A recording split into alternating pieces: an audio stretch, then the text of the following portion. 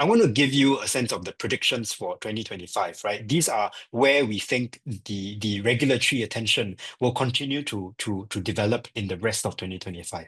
We'll see the continued development of AI governance frameworks. I've already mentioned Japan, Vietnam.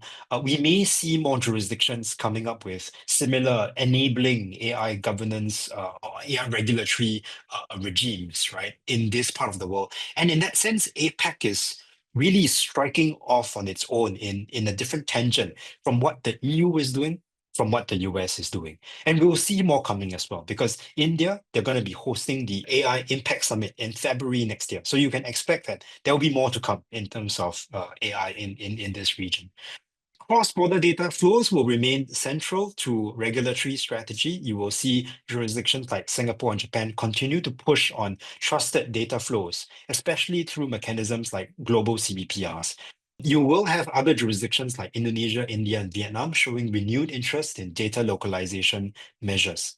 But at the same time, developments in outside of APAC will influence APAC dynamics. One example is the US recently billing data transfer mechanisms in South Korea and potentially even in India as trade barrier mechanisms. So mechanisms that stand as trade barriers. With the whole debate and discussion about tariffs and trying to lower that, that could be used as a bargaining chip as well. And so you could see dynamics kind of change in the region in terms of how much the jurisdictions will think they want to prioritize data localization, protecting their own data storage ecosystem.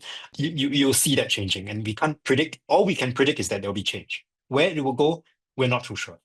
Third, we'll see the continued implementation of data protection frameworks. Again, I think that's a priority of many of you. Places like India, Indonesia, you will see jurisdictions like Australia and Japan update their laws. Vietnam is implementing their new personal data protection law as well. So it's going to be a busy space.